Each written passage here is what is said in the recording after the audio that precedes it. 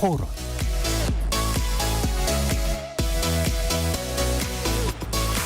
안녕하십니까. KBS 열린 토론 배종찬입니다. 22대 국회가 가까스로 원 구성을 마치고 문을 열었습니다만 최상병 특검법이라는 현안 앞에서 여야의 대치가 더욱 가팔라지고 있습니다.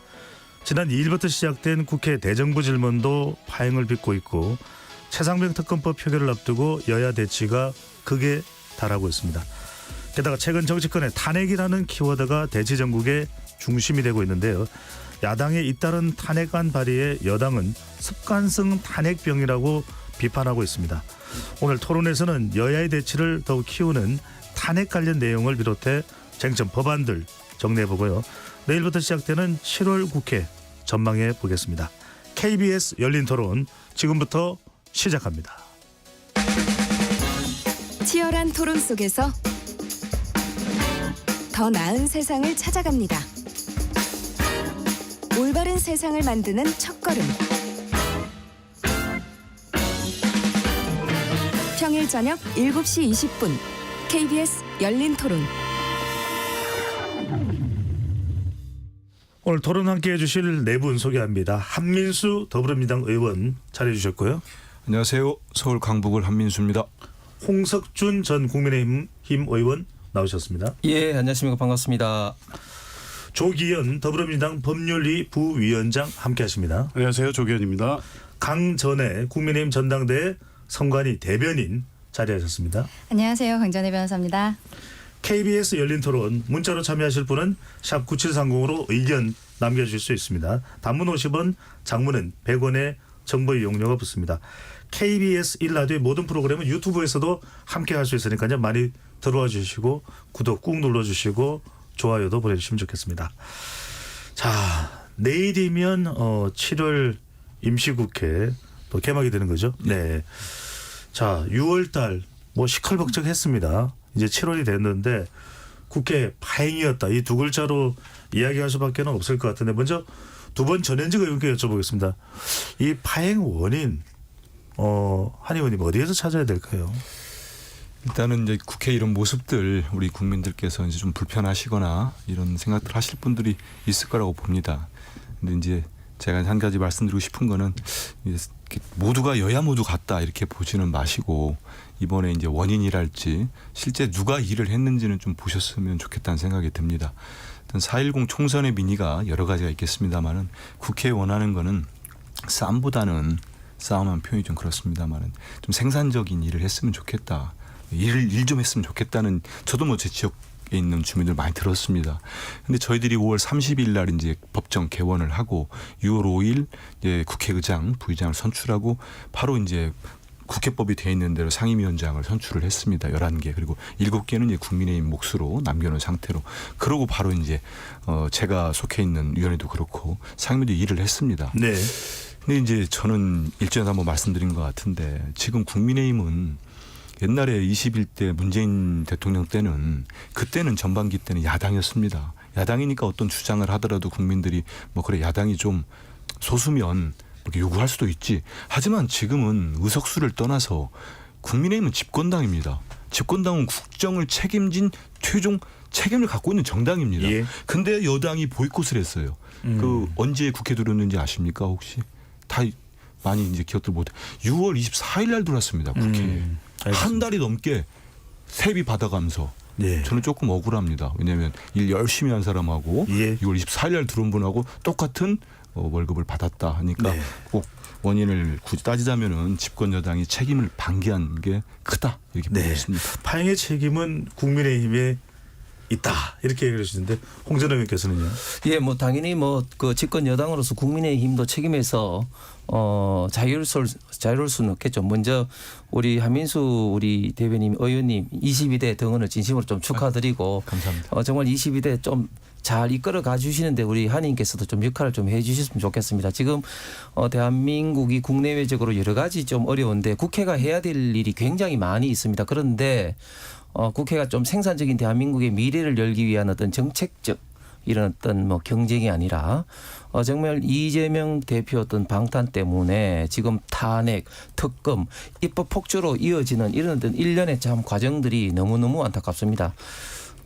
국회가 통상적으로 사실 법도 중요하지만 관례는 사실은 영국 의회 제도 생긴 이래로 더 중요합니다. 사실 대한민국의 국회가 1당이 국회의장을 갖고 2당이 법사위원장 그리고 여당이 운영위원장을 갖는 것은 이때까지 계속 이루어지는 관행인데 그거를 깡그리 다 무시하고 예. 민주당에서 법사위 운영위원장을 다 이제 독점을 하고 그리고 나머지 상임위원도 협의 없이 그냥 일방적으로 가장 중요한 나머지 위원회인 행정, 과방위원장을 그냥 가지고 그냥 나머지 7개는 하려면 하고 말라면 말는 그런 식으로 지금 협상을 하면서 알겠습니다. 결국은 이제 들어왔습니다. 그리고 그 와중에도 뭐 청문이라든지 이렇게 한 모습으로 됐는데 22대 국회의 좀 시작이 국민들이 보기에는 굉장히 오리스럽고 걱정스러운 지금 시작이 되는 것 같습니다. 예.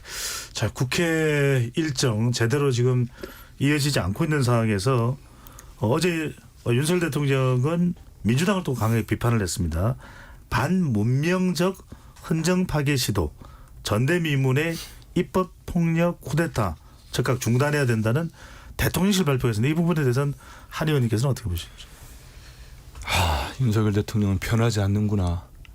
총선을 통해서 그런 국민들의 매서운 국정기조를 바꿔라. 무소불위의 일방 독주, 정말 폭주를 멈춰라. 무책임 무능한 정부 좀 바꿔봐라. 이 요구했습니다. 네. 근데 지금 저런 표현을 쓰면서 야당을 지지하는 국민들을 매도해서 되겠습니까? 지금 국회 의석수를 보시면 192석이 야당입니다. 야권입니다. 그중에 170석이 우리 민주당이고요. 그러니까 민주당이 모두 뭐 폭주를 하고 있다고 맞지 않습니다. 야 7당이 뭐 최혜병 특검법도 그렇고 네. 언론 방송 정상화법도 그렇고 모두 의견을 모아서 추진한 겁니다. 오로지 반대하는 당은 집권당 국민의힘 108석이 있습니다. 저는 대통령께서 지금 헌법 얘기를 하시면 좀 화가 나려고 하는데 되묻고 싶습니다. 우리 헌정사에 있어가지고 본인이나 배우자가 관련된 비리 혐의나 관련된 특검을 거부한 대통령 있었습니까? 그리고 지금 14번의 거부권을 쓰셨는데 그렇게 거부권을 쓴 대통령이 집권 2년 만에 쓴 대통령 있었습니까? 이게 삼권 분립을 유린하는 게 누굽니까? 대통령께서 이렇게 거부권 쓰시니까 지금 국민들이 거부하겠다는 여론이 커지는 거 아니겠습니까? 저는 정말로 대통령 윤석열 대통령 취임할 때도 꼭 일을 잘하시고 성공하는 정부가 됐으면 좋겠다는 진심으로 바랬습니다. 네. 집권 2년 동안은 전혀 국민의 뜻과 바르게 가고 있다. 알겠습니다. 지금이라도 국정기조를 바꾸시고 네. 국민이 뭘 원하시는지 알아야지 저렇게 격한 표현으로 야당을 공격하고 지금까지 야당에 대해서 진정성 있게 협상 파트너 인정한 적이 있습니까? 그런 말씀 꼭 드리고 싶습니다. 홍준표 의원 대통령 아니 발언을 어떻게 보십니까? 4.10 총선 직후에 대통령과 국민의힘도 결국은 이제 총선의 민의를 반영하는 것이 결국은 여야 간의 협치라는 생각으로 이재명 대표와 그 영수회담을 대번에 하지 않았습니까? 그리고 각종 어떤 우리 국민의힘이라든지 대통령실도 계속해서 어떤 협의라든지 그런 것을 이제 했습니다마는 되돌아오는 것은 전대미문으로 사실 대통령이 제 요구를 한 사항에 대해서 법안에 대해서 다시 돌아서자마자 이런 식으로 법을 재의결해서 이렇게 돌리는 것은 역대 어떤 정권 국회에서도 없었고 또 내용도 굉장히 더 악화되게 예를 들면 최혜병 특검 같은 경우도 예. 특검의 어떤 추천권이 그전에는 변협 4명에서 이제는 또 정당이 그냥 추천하도록 그것도 집권 여당 국민힘을 빼고 민주당과 다른 어떤 비교섭 단체로 이렇게 하는 굉장히 더 악화된 어떤 그런 어떤 내용의 법을 그냥 강제적으로 통과를 시켰습니다. 그리고 그 이외에도 지금 검사 탄핵이라든지 정말 상권 분립과 반헌법적인 어떤 그런 많은 어떤 법과 지금 정책들이 지금 이제 국회에서 지금 쏟아져 나오고 있습니다. 예. 이거야말로 정말 민주당에서 반성해야 될 내용을 좀 더 대통령실에서 저는 표현했다고 생각합니다. 네. 저쪽 두 분의 또 의견도 갈리는데 자, 국회는 최상병 특검 전국입니다. 자, 어제입니다.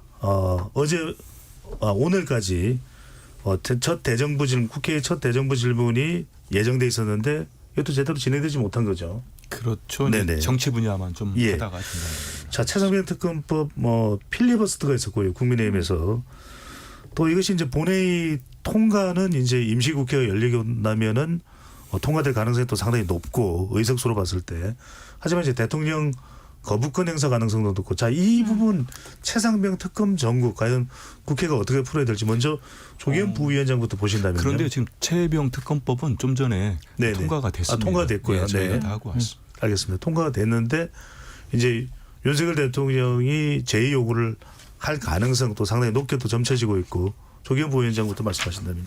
대통령이 하시겠죠. 당연히 그렇게 보이고요. 근데 국민의힘이 필리버스터를 왜 하셨는지 모르겠어요. 이게 정무적 판단 같은 거를 틀림없이 하셨을 텐데 야당 그러니까 이 특검법에 찬성하는 야당이 192석입니다. 국회 통과가 돼 있습니다.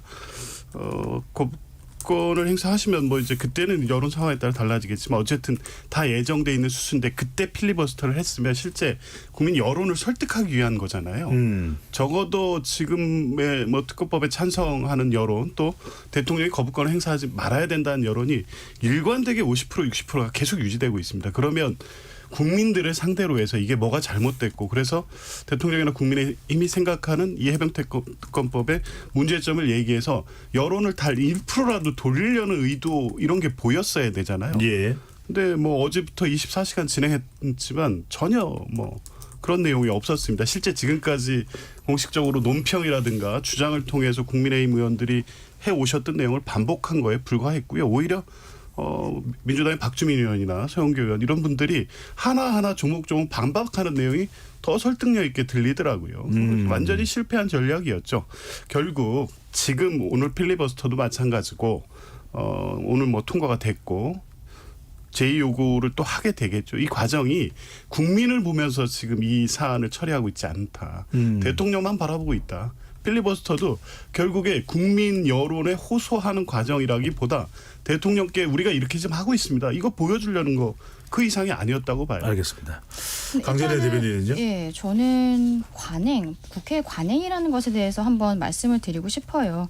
22대 국회가 시작을 하고 처음부터 이제 대치 전국에 가게 됐었던 것은 국회의장이야 그동안의 관행대로 일당이 된 민주당에서 선출을 한다고 해도 그동안의 관행은 2당에서 법사위원장 가져가고 1당이든 2당이든 여당 쪽에서 운영이 가져가는 것이 그동안의 국회 관행이었단 말이죠. 그런데 그 관행에 대해서 민주당이 국회 법상에 있는 것이 아니다라는 주장을 하면서 본인들이 가져가겠다라고 주장하면서 22대 국회가 처음부터 삐끗했던 거 아닙니까? 그렇다면은 처음부터 18개 상임위도 다 가져갈 수 있었거든요. 법에 따르면. 하지만 그럼에도 불구하고 조금은 국민의 눈치가 보였던 것인지 뭐 7개 정도는 가져가라라고 하면서 남겨뒀던 거잖아요. 예. 또 굉장히 뭐 은혜를 베푸는 듯한 태도가 있었던 거 많은 국민들께서 기억하고 계실 겁니다. 어쨌든 그 부분은 국회 법에 정해진 규정이니까 뭐 어쩔 수 없었다 해도 지금 이 필리버스터 전국 최혜병 사건 법안이 올라온 것도 대정부 질문 기간에 안건을 올리지 않았던 것도 관행이란 말이죠. 이런 것들에 대해서 민주당이 법이라는 것, 규정이 없다는 것을 가지고서는 계속적으로 강하게 밀어붙이고 있는 모습들 굉장히 유감이라고 말씀드리지 않을 수 없고 여기에 대해서는 글쎄요 뭐 어떻게 보면 공천 과정에서부터 저는 좀 이게 예상이 되었다라고 생각합니다. 무슨 말씀이죠? 지금 민주당 측에서 어떠한 파이터들을 원내로 들어왔다고 할까요? 아무래도 뭐 말씀드리자면 더민주혁신회의라든지 이런 분들이 31명이라는 대거 민주당 안으로 들어오면서 어떤 굉장히 강성의 모습들을 보였던 분들이 있었기 때문에 강성 지지층들에게 어필하기 위해서 의원 한 명 한 명이 지금 이러한 모습들 보이겠다. 이따 뒤에서 다시 얘기하겠지만 예. 김병주 의원의 그 태도라든지 이런 것들 다 예상이 됐던 부분이라고 알겠습니다. 말씀드리고 싶습니다. 네.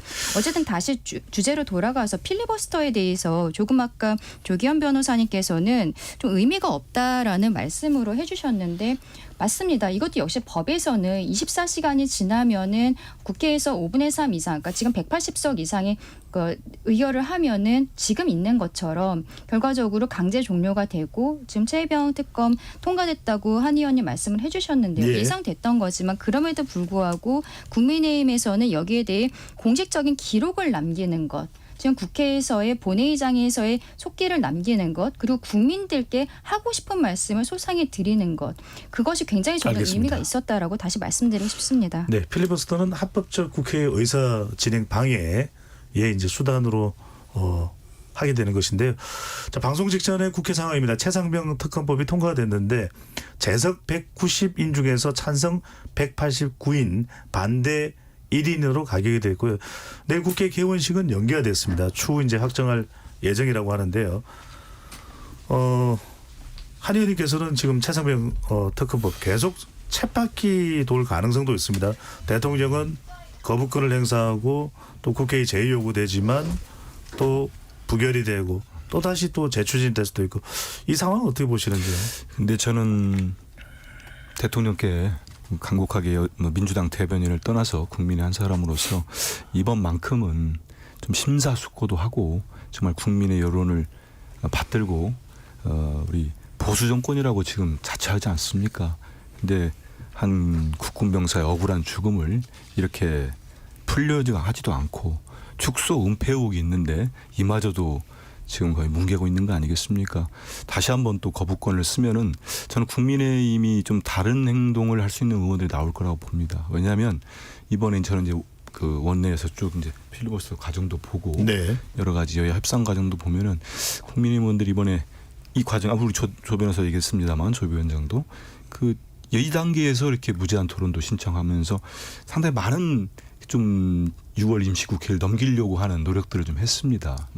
이런 막 끈질기게 뭔가를 해보려고 이번에도 역대 21대 정에서도 아까 말씀드린 국회법대로 24시간이 지나면 5분의 3에 180석이죠. 요구로 토론 종결을 해왔습니다. 예. 근데 이번엔 그걸 막으려고 끝까지 또 나와가지고 되게 참 국민들 보시기에 언짢은 모습들을 보였어요. 뭐 거의 전원이 국회 장석을 둘러싸고 소리를 지르고 막 항의를 했거든요. 근데 그 과정들을 보면은 이분들이 대통령이 정말 지금 예상되는 대로 거부권을 썼을 때 다시 돌아왔을 때 국민의힘의 108석이 정말 똘똘 뭉칠 수 있을 것인가 이런 부분 오늘 뭐 국민의힘 의원 한 분은 또 찬성표도 던진 걸로 기록에 나와 있습니다. 그래서 그런 부분들 좀 우려한 게 아닌가 싶고 또 한 말씀 드리면서 현장을 쭉 지키고 있었으니까 하루 예. 동안 공부들 좀 하고 나왔으면 좋겠어요.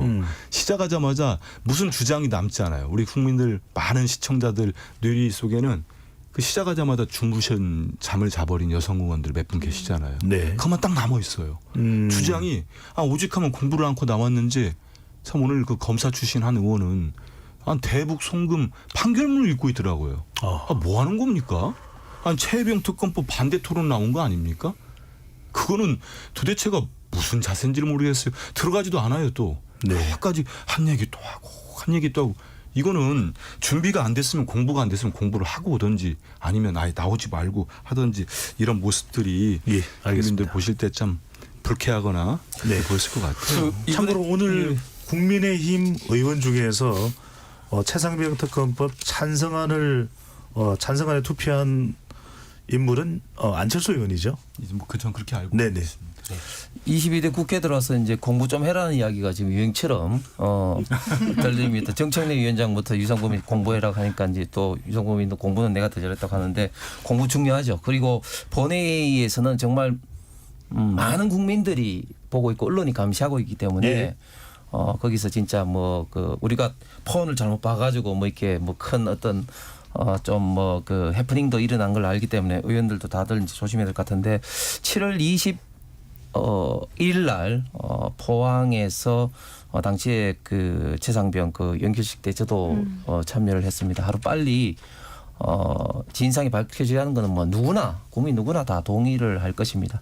재미있는 것은 그때 저희 당 의원들 10몇 명이 갔는데 민주당에서는 오영환 당시 의원 한 분밖에 참석을 하지 않았습니다. 저희들이 저도 생각을 빨리 이걸 해야 되는데 이게 지금 공수처나 지금 경북 경찰청에서 지금 수사를 하고 있습니다. 예. 대통령께서도 수사 결과를 보고 만약에 미진하자면 특검하겠다고 이야기를 하신 사항 아니겠습니까? 근데 이렇게 자꾸 이제 하는 것은 저는 정쟁용으로밖에 보이지 않는다.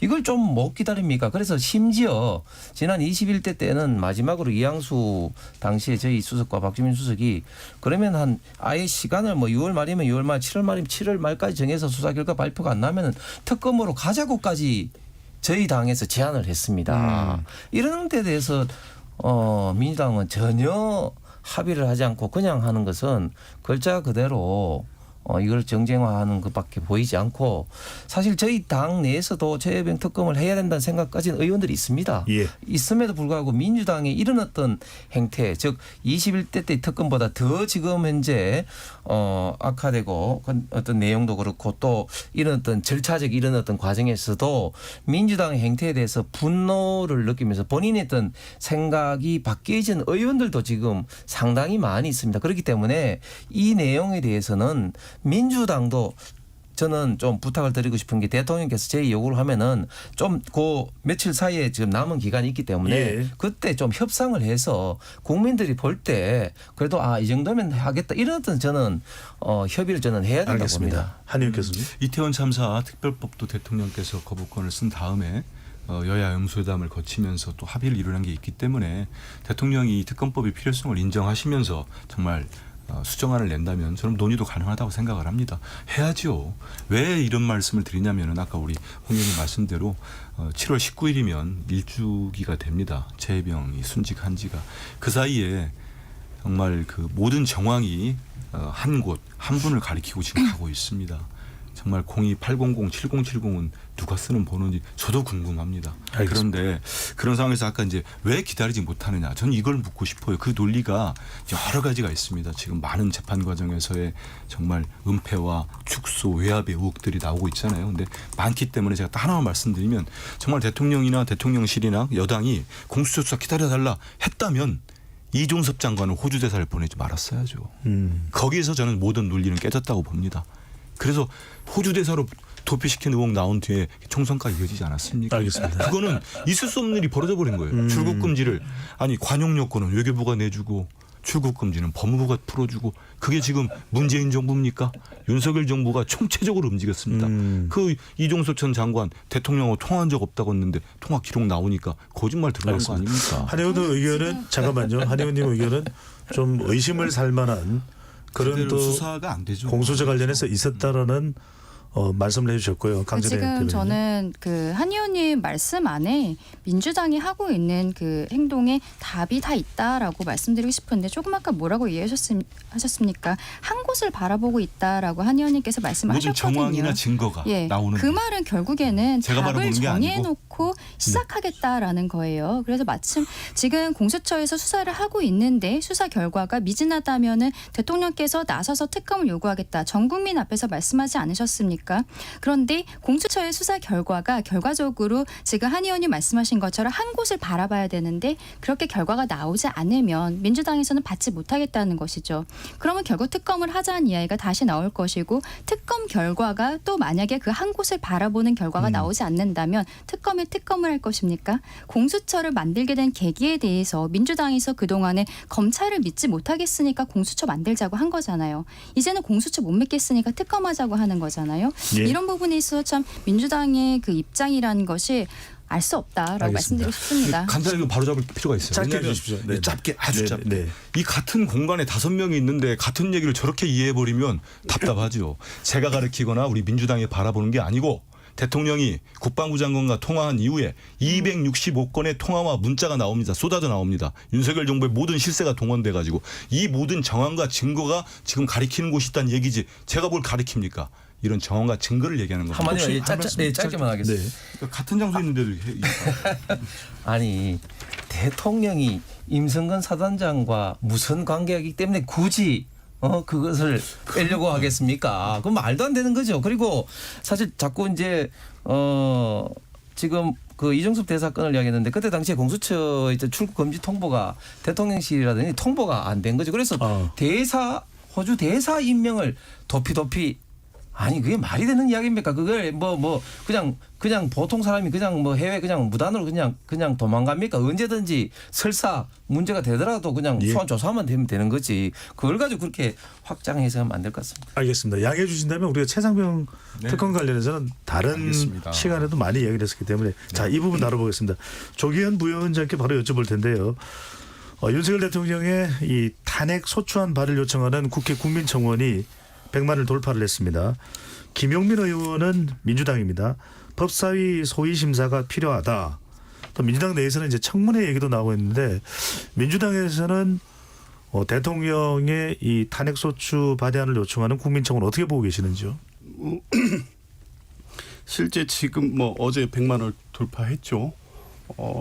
굉장히 심상치 않다. 여론이 지금 그 숫자로 나와 있는 100만 그 이상으로 폭발적으로 지금 국민 여론이 표출되고 있다고 보고요. 지금 국회 충원동은 사이트 자체가 지금 용량 문제 때문에 그렇지 실제 100만 이상의 지금 이 청원동의가 있었을 지금 상황입니다. 네, 들어가 보면 이렇게 정지가 돼 있더라고요. 네. 그렇죠. 그 문제는 뭐냐면 이게 그냥 거기에 보이는 숫자 한 100만 정도면 국민의힘 계신 분들 의원님들도 그렇고 뭐 요 정도 숫자는 뭐 늘 뭐 정권 비판하는 분들 또 뭐 민주당 지지자가 있으니까 별거 아니다 버틸만 하다 이렇게 아마 예. 정신 승리하고 계신데요. 큰일 날 것 같습니다. 지금 나가 보면요 민주당 지지자 뭐 정권 비판 이런 분들 말고 일반적으로 그냥 열심히 생활하시는 분들 입에서 탄핵 얘기가 거침없이 나오고 있습니다. 이 일단을 보여주는 게 국회 청원동의입니다. 국회 청원동의 그냥 과거 저 문재인 정부 때 국민청원처럼 간단히 들어가서 못합니다. 인증하고 인증이 들어가서. 되죠. 예. 네. 절차 자체도 복잡해요. 그런데 기다리면서 이렇게 쌓아온 것이 지금 25일 정도 됐나? 15일, 20일 정도 됐군요. 100만이 됐습니다. 네. 이거 이 서버 증설에서 늘리면 금방 200만, 300만 갈 추세입니다. 이 부분을 정확히 보셔야 돼요. 대통령도 보셔야 되고. 심상치가 않다. 예. 네. 이 상황에서 이제 뭐 민주당에서는 국회법 청원 관련된 법에 따라서 볼 수밖에 없는 상황입니다. 그 청원의 내용을 보면 뭐 이게 대통령 탄핵 사유냐라고 말씀을 하시던데 뭐 구체적으로 지적하고 있습니다. 뭐 헌법상 평화수의 알겠습니다. 의무라든가 국민의 안전을 지킬 의무 이런 거 위반하고 직무유기 관련된 거. 그러니까 예. 일반 시민이 올린 것 치고는 헌법이나 법률 중대한 위반이라고 볼 수 있는 내용들을 담고 있어요. 예. 강진호 대변인 그렇지만 일각에서는 윤석열 대통령에 대한 불만, 뭐 못마땅하다 국정운영에 대해서 그럴 수는 있지만 정말 청원 취지를 보더라도 이게 뭐 탄핵 사유냐. 그런데 이걸 탄핵 사유로 정치권에서 몰고 간다면 정말 끝장 파장이 올 가능성도 있다라는 그런 우려도 있습니다. 어떻게 보시는지요? 지금 뭐 대통령실에서는 법적인 문제를 이야기하고 계시는데 사실은 이거는 법적인 문제라기보다는 조금 더 정무적인 문제, 정치적인 문제로 봐야 될 것 같습니다. 과거 문재인 대통령의 경우에도 147만 정도의 청원이 있었던 것으로 기억하고 중국발 입국을 금지하라는 코로나 국면 때에 국회 국민청원이 있었죠. 예, 그랬는데 어쨌든 지금 당시 문재인 대통령에 대해서 더 이상 진행이 되지는 않았지만 결과적으로는 정권 교체라는 결과가 드러나지 않았습니까? 지금 법적으로 윤석열 대통령이 뭐 헌법이나 법률에 위반한 것이 있느냐 없느냐를 떠나서 사실은 이렇게 100만 명이 넘는 국민들께서 청원에 동의하고 계시다는 것에 대해서 정부와 국민의힘에서는 좀 엄중히 받아들여야 될 부분이 있을 것이라고 생각을 합니다. 다만 조금 아까 조기현 변호사님 말씀하신 내용 중에서 이제는 국민들께서도 탄핵이라는 것을 종종 언급하고 계신다라고 말씀하시는 것에 대해서는 저는 민주당의 최근의 모습들을 지적하지 않을 수가 없습니다. 민주당에서 뭐 검사 탄핵하는 거 그리고 방통위원장에 대해서 탄핵하겠다 이런 이야기들도 계속하고 있고 예. 과거에 실제로 했었죠. 이상민 행안부 장관에 대해서 이태원 참사에 대해서 법적인 책임을 묻겠다. 근데 당시에 대부분의 법조인들이 이게 탄핵 사유로서 헌법재판소에서 인정되기 어려울 것이다라는 것이 굉장히 주류된 이제 입장이었었습니다. 그럼에도 불구하고 민주당에서 강행 처리를 하였고 그게 작년 2월이었죠. 그리고 7월에 결과 헌법재판소에서 헌법재판관 전원의 일치된 의견으로 기각이 되었는데요. 그때까지 행안부 장관은 직무가 정지되어 있었습니다. 그리고 그 사이에 지금 우리가 이야기하고 있는 최상병 순직하신 이러한 호우들이 있었단 말이에요. 물에 대한 큰 순환이 있었는데 우리는 컨트롤 타워의 중심에 있어야 행안부 장관이 없는 상황에서 작년에 그 재해를 맞았던 것입니다. 예. 그런 부분에 대해서 민주당에서는 전혀 사과하거나 유감의 표명조차 없는 것이고 이후에도 계속적으로 탄핵을 남발하고 있어요. 알겠습니다. 이런 것들이 지금 국민들께서 탄핵이란 단어를 쉽게 이야기하고 계신다고 민주당에서 이야기할 것이 아니라 이러한 상황을 만든 것은 민주당이다라고 다시 한번 말씀드리고 예. 싶습니다. 잠깐 우리 청취자분들께 유튜브 시청자분들께 정정드립니다. 앞서 말씀드린 문재인 전 대통령에 대한 국민청원은 청와대 국민청원으로 확인이 돼서 다시 정정해서 말씀드립니다. 국회가 아니고. 네. 한 의원께서는 어떻게 보시고 일각에서는 또 여론 역풍을 우려하는 목소리도 있기도 하고요. 어떻게 보시는지요? 저는 대통령 탄핵은 이제 우리 국민들이 박근혜 전 대통령 탄핵을 했지요. 헌법과 법률을 위반을 해야 되고 명백하게. 그리고 저는 국회는 절차를 집행하는 도구. 저 역시 그 도구의 한 일뿐입니다. 국민이 하는 겁니다. 저는 대통령 탄핵이라는 그 엄중한 거는 국민의 뜻에 따라서 일종의 말씀 정치를 정치인이 하는 것 같지만 실제 보면 국민들이 합니다. 그런 측면에서 대통령실이 이 100만이 넘은 거를 가지고 이런 반응들을 보였어요. 명백한 위법 사항이 있지 않는 한 탄핵은 불가능하다는 입장이다. 저는 참 한심하다는 생각이 들었습니다. 만약에 제가 대통령의 정무라인에 있는 참모라면 이런 입장 내면 안 되고 100만 명의 우리 국민들께서 이런 마음을 갖고 계신 거 정말 죄송합니다. 더 마음 받겠습니다. 그리고 잘못된 부분은 고쳐나가고 이렇게 나오는 게 국민의 마음을 푸는 네. 거지. 거기다 내놓고 지금 명백한 위법사항이 없다. 한번 보십시오. 저는 이제 우리 앞에 계시는 뭐 강 변호사나 이렇게 민주당 탓을 하면 할수록 전 국민의힘이 늪으로 빠질 겁니다. 대통령실 늪으로 빠져들어갈 겁니다. 입법청원에 100만 명을 우리 민주당이 모았습니까? 그 5가지 탄핵 사유를 쓰는데 제가 시간상 2가지만 말씀드리면 하나가 뭔지 아세요? 예. 1번이 최혜병 특검과 관련해 가지고 박정훈 수사단장에 대한 외압 행사입니다. 2번이 뭡니까? 명품 뇌물 수수 주가 조작 서울 양평고속도로 노선 조작. 이거 민주당이 했습니까? 좀 되묻고 싶어요. 최혜병 수사 위압을 민주당이 했습니까? 명품백을 민주당 영부인이 받았습니까? 고속도로 노선을 민주당 영부인이 바꿨습니까? 의혹이 나왔습니까? 이런 식으로 민주당 탓하고 시작하면은 힘드실 거예요. 그래서 지금에도 모든 거를 국민의 뜻을 한번 보십시오. 제가 이게 애정 어린 충고입니다. 네. 그렇기 때문에 국민이 왜 이렇게까지 했는지 옛날에 문재인 대통령 뭐 했으니까 그렇게 또 공식 국민의 논평을 발표했어요. 그렇게 물이 타지겠습니까? 알겠습니다. 지금의 집권 세력은 대통령은 윤석열 대통령입니다. 정말 안타까워서 드리는 말씀입니다. 홍 전 의원께서는 예, 지금 전 세계적으로 정치의 좀 갈등, 양극단이 좀 심화되고 있습니다. 유튜브라든지 이런 걸 통해서 소위 말해서 어떤 그 편향, 확정적 어떤 그런 어떤 영향이 사실 많은데 사실 뭐 그걸 그 지금 현재 그 윤석열 대통령의 어떤 탄핵을 이제 주도하는 사람이 뭐 국보법 국가안전보장법의 뭐 5범 이상의 어떤 그런 어떤 사람이다 뭐 이렇게 이야기는 있지만 어쨌든 100만이라는 어떤 숫자에 대해서는 네. 굉장히 정부 여당이 이제 엄중하게 받아들여야 되는 건 이제 분명한 사실인 것 같습니다. 그러나 한 가지 분명한 것은 강 변호사가 말씀하신 것처럼 이런 겁니다. 지금 탄핵이라는 게 어느 순간 굉장히 이게 좀 접근하기 쉬운 용어가 되어버렸어요. 사실은 탄핵이라는 것은 굉장히 엄청난 관우의 청령 언을도처럼 엄청난 칼입니다.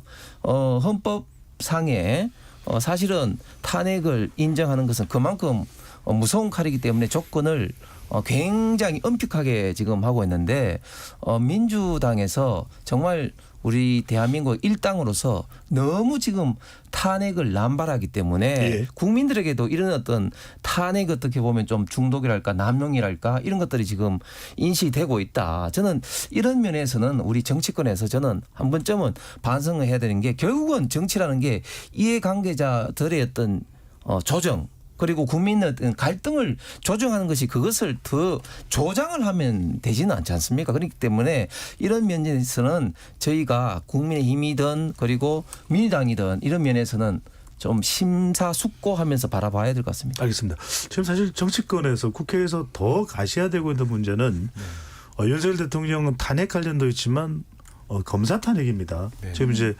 로텐도걸에서도 국회 본회의장 앞에 있는 로텐도걸입니다. 서로 간에 지금 갈등 대치 국면의 상황도 벌어지고 있는데요. 짧게 관련된 내용을 소개해드리면 더불어민주당에서 현직 검사 4명의 탄핵 소추안을 발의했습니다. 그만큼 검찰이 개혁돼야 된다. 이런 민주당의 입장이라면 검찰에서는 또 나를 탄핵하라. 왜 이재명 전 대표를 수사하는 검찰을 탄핵하려고 하느냐. 이런 또 이재명 전 대표 방탄에 대한 반발도 나오고 있는 상황인데 네 분 어떻게 보시는지 먼저 조기현 부위원장부터요. 일단 뭐 이 검사 네 분에 대한 탄핵을 굉장히 이례적이고 뭐 이 큰일 날 것처럼 얘기할 일은 아니라고 봅니다. 검사 탄핵 관련된 제도는 제가 기억하기로 제정헌법, 제정검찰청법부터 있었습니다.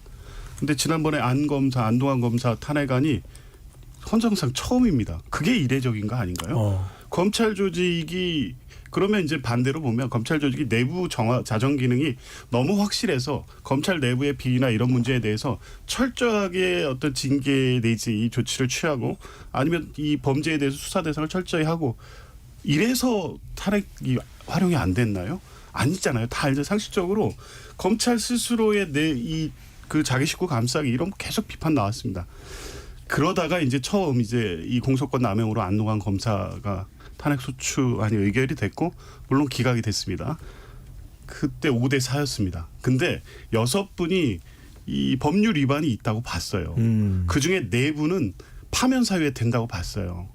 그러니까 법 위반이 있었다는 것은 6분이 인정한 거예요. 다만 파면에 이르지 않았다는 것뿐이죠. 그러니까 이 탄핵 소추, 안동안 검사에 대한 탄핵 소추가 전혀 근거가 없거나 정치적, 정략적으로 추진한 탄핵이 아니었다는 게 어느 정도 확인이 된 거예요.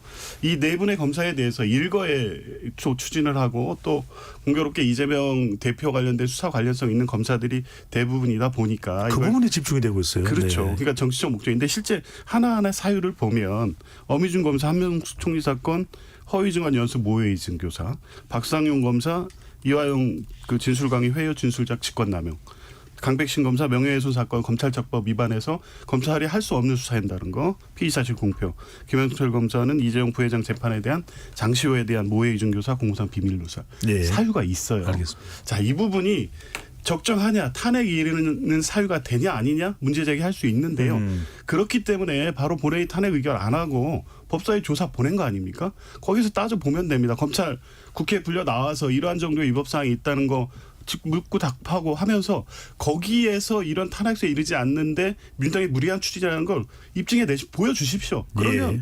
그 책임 민주당이 다 지게 돼 있습니다. 이게 무조건 안 된다고 할 것이 아니라 그만한 사유가 없다는 걸 보여주시면 됩니다. 알겠습니다. 강전의 대변인은요. 글쎄요, 뭐 과거에 있었던 일은 뭐 제가 말씀드리지 않겠습니다만 이번에 4명의 검사에 대해서는 저는 예상하고 있었어요. 왜냐하면 박상용, 특히 강백신 검사 등입니다. 박상용 검사에 대해서는 지난 6월 7일에 이화영 전 평화부지사 이재명 대표가 경기도지사일 때 그분이 대북송금 의혹 등으로 9년 6월이라는 굉장히 중형을 선고받지 않았습니까?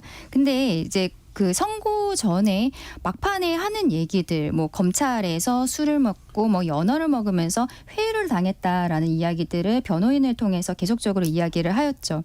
그때까지 봤을 때, 그때 민주당이 보여줬었던 태도들 이런 것을 봤을 때는 이화영 부지사가 유죄가 나왔을 때 이재명 대표에 대해서는 기소될 것은 뭐 예상을 하고 있었거든요. 왜냐하면 작년 9월에 이재명 대표가 영장실질심사를 받을 당시에도 요 관련한 그 내용이 있었습니다. 그렇기 때문에 민주당에서 어떻게 보면 이재명 대표가 경기도지사이던 시절에 부지사와의 관계에 있어서의 문제인데 의원급들이 나서서 뭐 수원 뭐 구치소도 찾아가고 뭐 검찰도 찾아가고 이러지 않았습니까? 그리고서는 9년 6월에 나오고 이재명 대표가 기소가 되니까 이제는 여기에 있어서 1심 재판이 진행이 되는 거잖아요. 예. 이재명 대표 11개 혐의로 4개 재판이 진행이 되고 있는데 만약에 유죄가 나오게 된다면 지금 다른 2명의 검사 같은 경우에도 대장동 사건 했었고 백현동 사건 했었습니다. 유죄가 나오게 된다면 이제 이재명 대표 입장에서는 대권을 갈 때 무슨 얘기를 해야 되냐면 재판이 잘못되었다. 그렇다면 검사가 조작된 증거를 제출했기 때문에 이재명 대표가 억울하게 유죄가 나왔다라는 논리를 만들어야 합니다. 네, 정리해 주시죠. 예, 그렇기 때문에 지금 이러한 상황까지 이르게 되었다라고 말씀드리고 싶고 강배신 검사 같은 경우는 과거에 조국 전 장관 가족도 다 수사를 했었던 검사잖아요. 그때는 이제 별 얘기 없었는데 지금 와서 이제 민주당에서 하고 있는 얘기들 이제 검사들 못 믿겠다고 하는 얘기들 1심 판결이 이재명 대표에게 일부라도 유죄가 나왔을 때 이제 판사도 탄핵하겠다고 알겠습니다. 얘기할 것 같다 말씀드리고 싶습니다. 검찰이 반발하고 있고 국민의힘에서는 이재명 전 대표 방탄을 위한 검사 탄핵이다. 이런 주장을 하고 있는데 어떻게 보시는지요? 제가 이제 실수가 터진 이유는 그런 정치적 프레임이 이제 먹힌 시대가 지나갔어요. 시기가. 만약에 먹혔다면은 총선에 그런 결과가 나왔겠습니까? 일단은 우선 이 네 분의 검사들 이름 한번 더 불러야 되겠네. 박상용, 엄희중, 강백신, 김영철 검사. 멀쩡한 사람들입니까? 우리 민주당에서 법률가들이 다 검토해가지고 탄핵 소추를 발의할 때 이분들이 멀쩡한 사람들이 멀쩡한 검사들이면 할 수 있었겠어요? 다 혐의가 있고 조사할 만한 내용이 있으니까 한 겁니다. 그리고 이제 저희들이 이제 그 법사위로 회부를 했어요. 예. 그런데 법사위 조사를 할 겁니다. 예전에 국민의힘 위원장이기 때문에 그 국회법에 있는 조항을 쓰질 못했어요. 근데 조사를 하면은 국민들 앞에서 청문회도 거치고 하면은 이분들이 어떤 혐의를 받고 있고 이분들이 정말 억울하다면 또 밝혀지지 않겠습니까? 그럼 그 책임은 또 우리 탄핵을 소추한 민주당이 정치적 타격을 받겠지요. 그리고 두 번째는 말씀하셨는데 검사들 결기가 대단해요. 정말로. 근데 우리 국가기관 중에 그런 기관 본 적 있습니까? 기재부나 외교부의 공무원들 몇 명이 범죄 혐의가 있어요. 비리 혐의가 있어요. 그래서 어떤 징계 절차에 들어갔는데 외교부 장관 나와서 저렇게 결기 있게 나를 탄핵하라. 보셨어요? 우리 배 선생님 못 보셨죠? 검사만 저럽니다. 제가 답을 하는 자리는 아니고요. 예. 네. 대한민국에서 검사만 저럽니다. 왜 그러겠습니까? 우리 대한민국의 검사들이 그동안 무소불위였어요. 치외복권처럼 살았습니다. 그 울림이 없는 이유가 그렇습니다. 우리 국민들이 볼 때 야 이제는 죄를 지었으면은 대통령도 탄핵받는 시대인데 탄핵 소추를 받고 탄핵당하는 시대인데 그 검사들은 왜 어떠한 견제도 받지 않느냐 이런 얘기를 하는 겁니다. 그리고 이 결기를 제대로 좀 한번 보여줬으면 좋겠어요. 자꾸 이재명 대표 무슨 방탄이 저렇게 술술 뚫립니까? 400번 압수수색, 6번 소환조사, 2번 영장청 그게 방탄입니까? 알겠습니다. 뻥뻥 뚫렸잖아요. 함의실에- 잠시만요. 네. 잠시만요. 네. 제 얘기할 때는 그래서 그건 방탄이라고 보려면 네. 정말 검찰총장이나 이렇게 결기 보이시려면 김건희 여사 소환조사로 한번 한 다음에 저런 결기를 보여주면 제가 마무리를 해주시죠. 뭐 검찰이 수사를 하나 이런 걸 볼 텐데 지금 뭐 대통령 주변 사람들 수사했다는 얘기 들어보셨습니까? 알겠습니다. 그런 말씀 드리고 요거 하나 예, 아까 서울 짧게, 양평 네, 고속도로 문제는 아직은 대통령 처가 특혜 의혹은 의혹 수준이다. 아직은 그런 말씀 알겠습니다. 드리겠습니다. 순서상 홍석준 전 의원 말씀 듣고 일부를 마무리하겠습니다. 검사들에 대해서는 사실은 이제 판사와 마찬가지로 사법적 준사법적 기관으로 법과 헌법에 명확한 어떤 위배가 없으면 신분 보장이 이제 되어야만 제대로 사법적 역할을 수행하기 때문에 사실은 어떤 다른 공무원들과는 달리 신분 보장을 해 주는 겁니다. 그리고 만약에 그 민주당에서 이때까지 검사들의 어떤 탄핵이 뭐 없었는데 이거는 해야 되겠다고 하는 게 정당성이 입증되기 위해서는 이재명 대표의 수사와 관계없는 검사들을 탄핵하면 또 모르겠습니다. 직접적으로 이재명 대표 수사와 관계가 있는 부장검사, 부부장검사 등등을 이렇게 탄핵한다는 것은 어떤 국민들이 보더라도 이재명 대표 방탄이다. 이거는 강도나 도둑이 쫓아오는 경찰을 지금 오히려 방망이로 지금 때리려고 하는 어떤 그런 형국인데 왜 이렇게 하느냐. 민주당에서도 이게 결국은 탄핵이 되더라도 이게 통과 안 된다는 거 모르겠습니까? 다 압니다. 그럼에도 불구하고 하는 것은 목적이 크게 보면 몇 가지가 있겠죠. 첫 번째는 검사들을 위협하고 더 나아가서는 판사들을 위협 내지는 겁박하는 것이고 그리고 수사 내지는 재판을 지연하기 위해서 그런 거 아니겠습니까? 네. 그런데 이 민주당이 이런 어떤 행태가 결국은 국민들뿐만 아니라 많은 어떤 식자층의 어떤 반발을 불러일으키기 때문에 저는 후폭풍이 알겠습니다. 훨씬 더 크다고 봅니다. 네, 1부에서부터 열띤 토론 내분해 주시겠는데요. 청취자분들께서 많은 의견을 보내주셨습니다. 그 의견 어떤 내용인지 확인해 보겠습니다. 정의진 문자캐스터.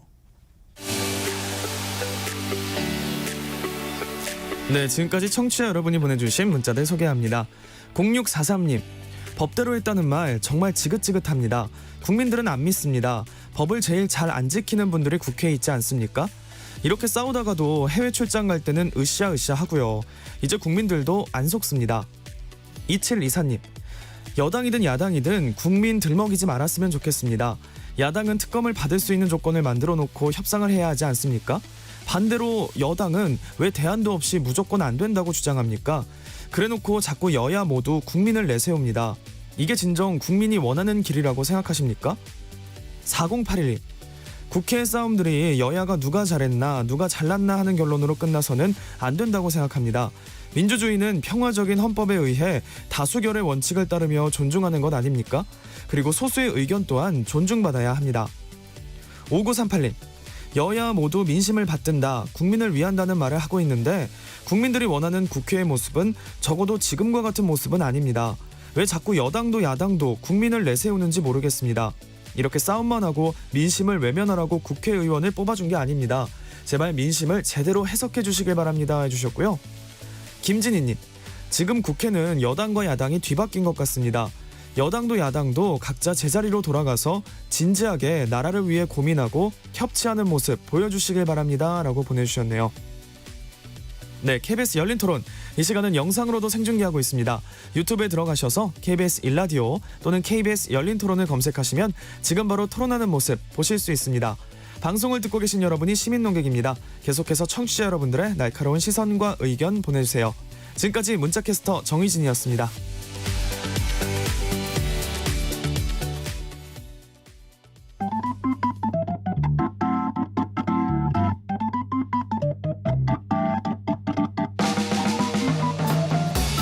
세상을 바꾸는 질문, 열린 토론이 시작합니다. KBS 열린 토론은 언제나 열려 있습니다. 단문 50원, 장문 100원의 유료 문자 샵 9730, 그리고 KBS 어플리케이션 콩으로 여러분의 의견을 남겨주세요. KBS 열린 토론 2부 이어가겠습니다. 스튜디오에 홍석준 전 국민의힘 의원, 한민수 더불어민주당 의원, 강전의 국민의힘 전당대회 선관위 대변인, 조기현 더불어민주당 법률위 부위원장 네 분과 함께하고 있습니다. 1부에서는 정치권 현안, 국회 현안들을 주로 이야기해봤는데 이번에는 윤석열 정부에 관련된 현안들 좀 집중을 해보겠습니다. 먼저 강전의 대변인께 이 김홍일 전 방송통신위원장이 이 탄핵소추안 표결을 앞두고 만약에 있었다면 오늘 탄핵소추안 그렇죠. 표결이 이루어졌을까요? 네. 먼저 사퇴를 했습니다. 어떻게 봐야 될까요? 계속 지금 전임 방통위원장도 맞습니다. 유사한 이동관- 상황이 벌어졌을 거예요. 예, 네. 이동관 위원장 같은 경우도 3개월 정도 하고서는 그때도 민주당에서 탄핵소추 준비를 하니까 먼저 전격적으로 사퇴를 했고, 이번 김홍일 위원장 같은 경우에도 6개월 정도 하고서는 똑같은 상황으로 이제 나오게 됐는데요. 결과적으로 지금 민주당에서의 어떠한 폭주 과정이 방송에 대한, 특히 이제 MBC에 대한 부분을 놓치지 않기 위해서 강하게 나가고 있다 말씀을 드려야 될 것 같습니다.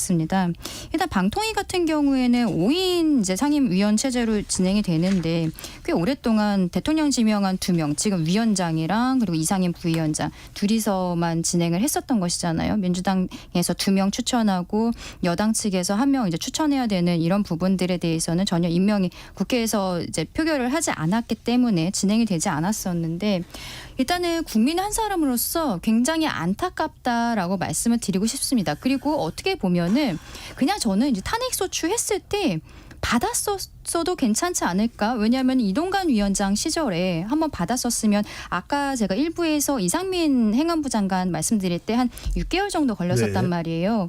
그렇다면은 6개월 정도 물론 방통위가 1인으로는 뭐 어떤 의결을 할 수가 없기 때문에 뭐 2인 체제라도 진행을 하기 위해서 부득이 사퇴를 하고 새로운 방통위원장을 또 신임 임명을 하고 이런 과정을 지금 반복을 하고 있는데, 차라리 그때 그냥 6개월 정도 헌재에서 결정이 나올 때까지 기다려줬으면 어땠을까? 저는 이것이 결정이 나왔을 때는 이상민 장관과 같은 상황이 됐을 것이 아닐까라고 예상을 하고 있거든요. 예.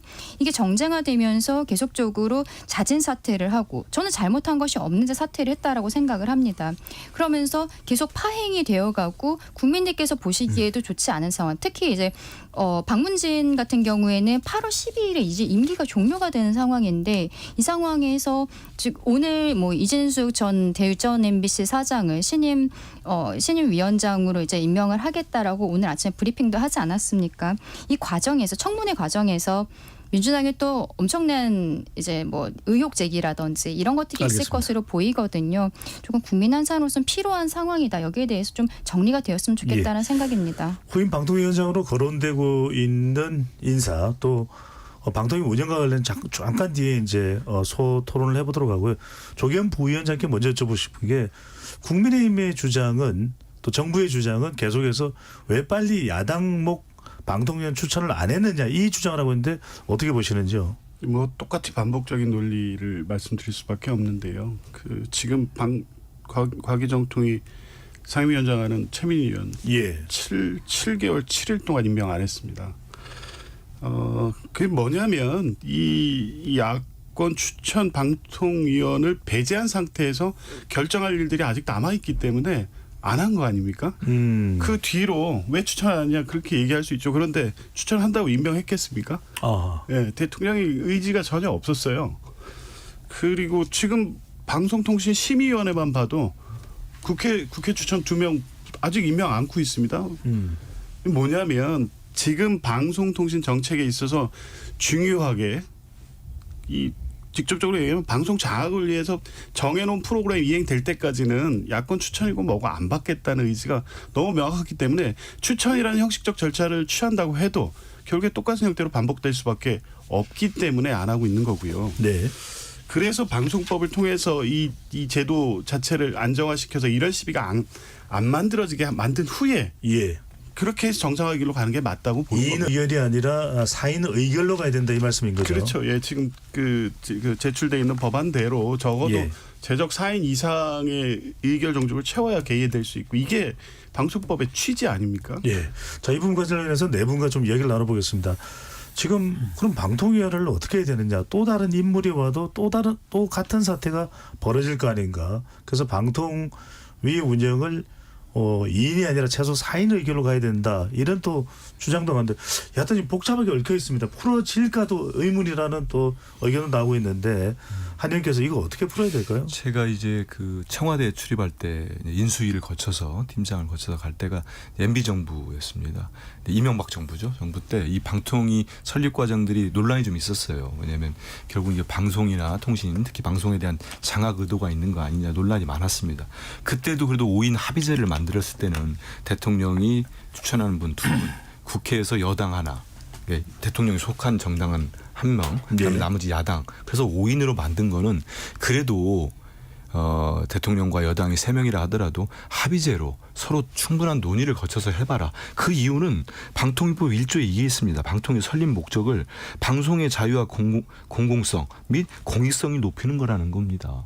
그런데 지금 2명을 가지고 어떻게 해왔습니까? 이동관 위원장, 전 위원장도 저렇게 무지막지하게.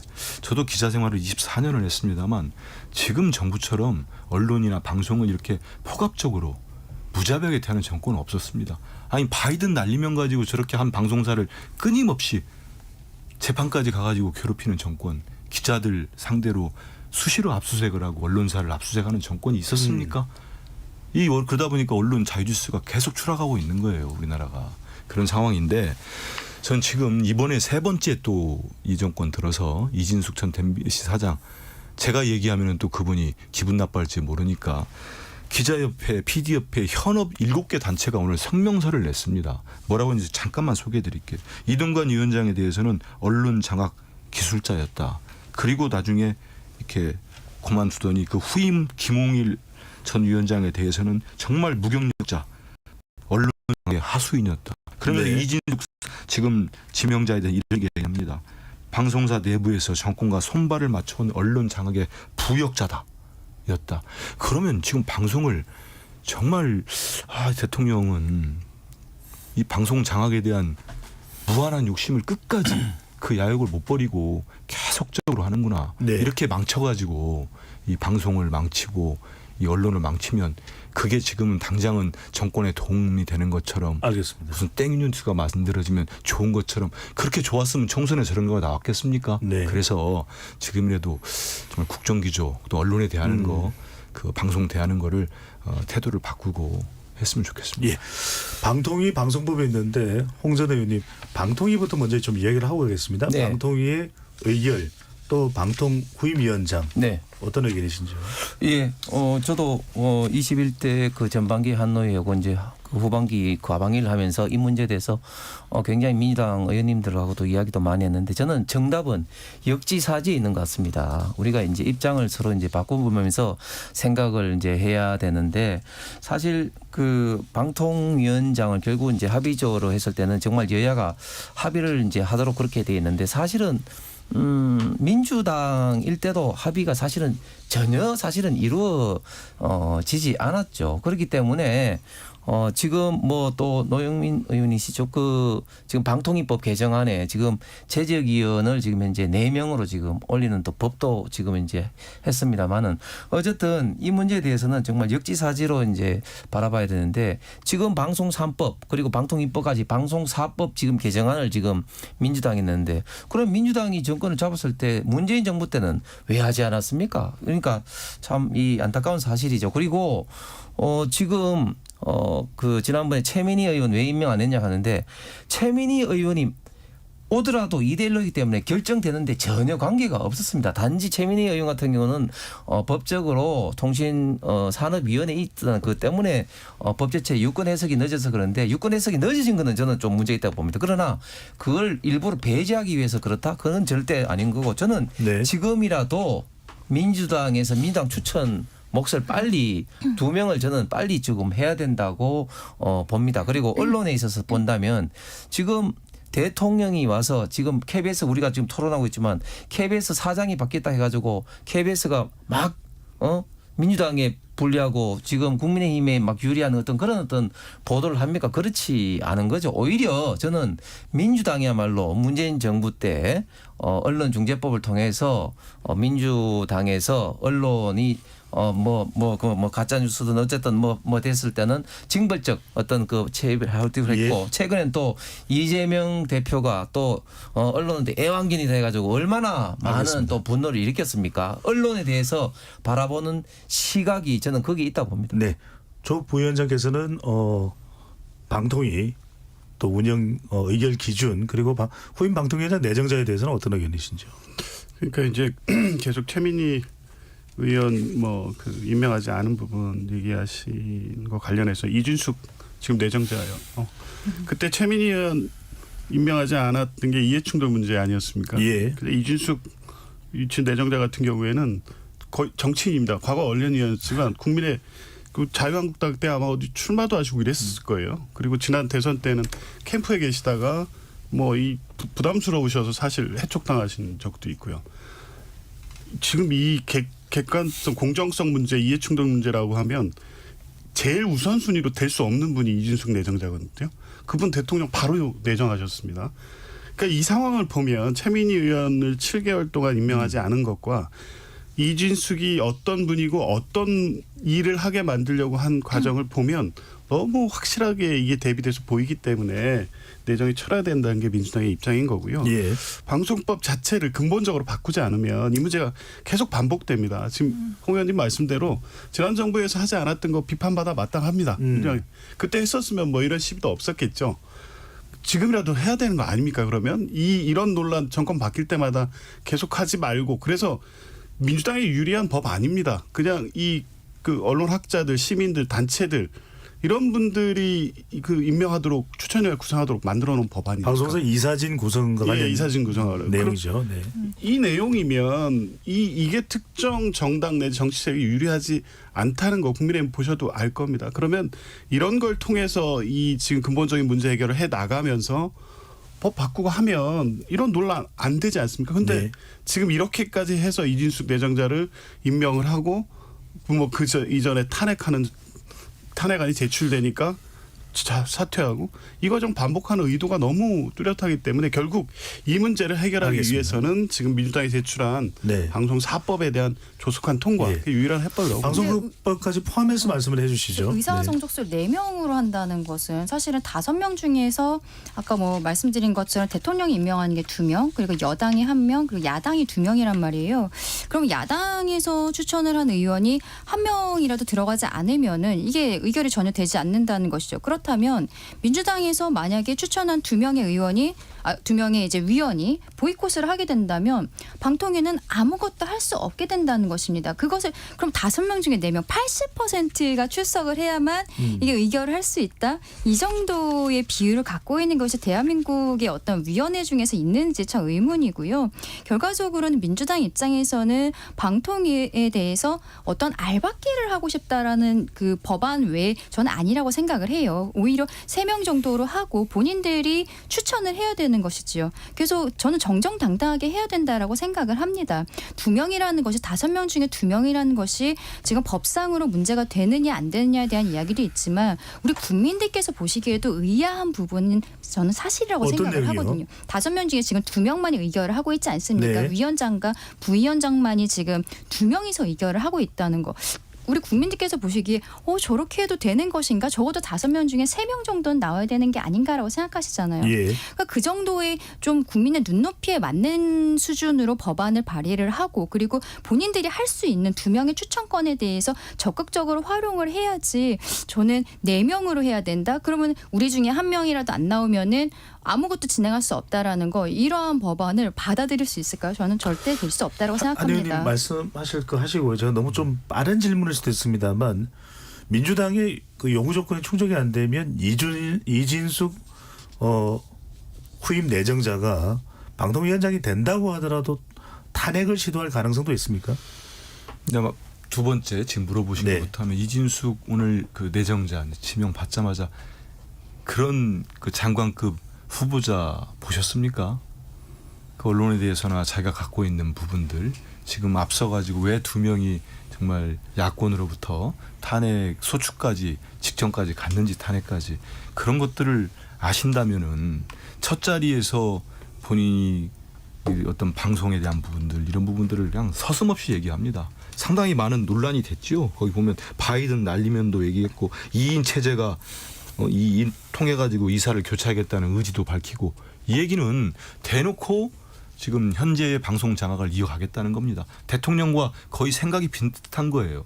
이분이 극우적 언론관이 있다고 해서 지난 대선 때 캠프에서 배제된 거 아닙니까? 근데 지금 대통령이 바로 갔다가 이런 자리에다 지명을 했어요. 그러면 거의 생각이 비슷하다고 볼 수밖에 없는 정황이거든요. 네. 근데 이런 분을 통해 가지고 방송을 또 장악하겠다 이거 아닙니까? 2인 체제 말씀드리는 거는 좀 전에 우리 강 변호사 잠깐 얘기했습니다만 아니 세상에 대통령과 대통령이 임명한 두 사람이 그 방통위법을 좀 읽어보시면 다 압니다. 위원 2명 이상이 소집을 회의를 요구했을 때 위원장이 열도록 돼 있습니다. 그럼 지금 위원이 1명이에요. 위원장 1명 있으니까 이걸 무시하고 깡그리 무시하고 해온 겁니다. 위법이죠. 그리고 의결 같은 경우는 제적의 과반수 찬성을 의결돼 있습니다. 그래서 저희들이 이거를 공수처에 고발도 하고 탄핵의 가장 큰 사유로 직권 남용으로 했더니 바로 사표 내고 알겠습니다. 그냥 가버린 겁니다. 그래서 이진숙 사장 지금 후보자 내정자 같은 경우는 예. 이런 방송관 이런 그동 과거의 MBC의 노조와의 갈등 탄압 이런 부분들이 엄청 많지 않았습니까? MBC를 민영화시키려고 하다가 들통이 난 이런 전력 이런 것 때문에 방통위원장으로서는 정말 부적격합니다. 예. 홍 전 의원께서 말씀하시기 전에 네. 잠깐 확인한 내용을 말씀드리면 홍 전 의원이 방통위 설치법 일부 개정안 발의를 노영민 아마 전 의원이라고 의미 말씀드린 한준호 더불어민주당 의원이 대표 발의한 것으로 확인이 됐고요. 아닙니다. 노정면 의원도 노정면은 모르겠습니다. 근데 냈습니다. 이번에 그 법사위까지 통과된 법은 이제 한준호 의원 예. 확인해서 다시 말씀드리고요. 노정민 의원이시고 예. 제가 이제 몇 가지만 좀 말씀을 드리면 그 대통령이 방통위원장을 이제 임명하고 방통위원장이 관련된 위원들과 더불어 공영방송 이사를 추천한 것이 이게 방송 장악입니까? 그럼 이때까지 문재인 대통령이나 역대 대통령은 다 방송 장악을 한 겁니까? 그거는 대통령의 인사 권한입니다. 그래서 그 사람들의 어떤 임명된 사람들이 문제가 있다. 그거는 차후의 문제고 그 임명권 자체에 대해서 방송 장악으로 연결하는 이것은 맞지 않다. 그다음에 지금 그 불법이다고 그 한 의원이 말씀을 하셨는데 지금 법상 2인 이상으로 이제 의사를 하고 의결 정수가 그 몇 명인지 정해지지 않은 겁니다. 네. 그렇기 때문에 현행 법상으로는 그게 위법이 될 수가 없습니다. 관련된 판례도 그렇고 그렇기 때문에 지금 보충적으로 지금 몇 명으로 하느냐에 대해서 지금 민주당에서 4명으로 의결 정족수를 보완해서 하겠다는 그런 이야기인 것이죠. 그다음에 우리 조 위원장 말씀이 지금 방송사법과 지금 이준수 방통위원장 임명과는 아무런 관계가 없는 상황입니다. 지금 방송법에 개정하는 한국방송공사 예. 사장 임명 관련해서 지금 현재 21명으로 하겠다는 이런 어떤 내용인데 저도 방송법 개정 필요성은 있다고 봅니다. 그러나 지금처럼 이런 식으로 졸속적으로 민주당이 그 군대식으로 지금 이제 밀어붙인다든지 지금 이제 21명으로 한다든지 이런 거는 도저히 여러 가지 원칙상 저는 맞지 않다. 그렇기 때문에 알겠습니다. 이런 문제야말로 여야가 저도 2번 그 세미나를 한 적이 있는데 여야가 고민을 해야 될 문제지 이걸 그냥 그 통과를 시키려고 강압적으로 통과시키는 것은 절대 맞지 않다고 생각합니다. KBS 열린 토론 오늘 이 여야가 대치하고 있는 상황에 대해서 최상병 특검법도 그렇고요. 방송법 또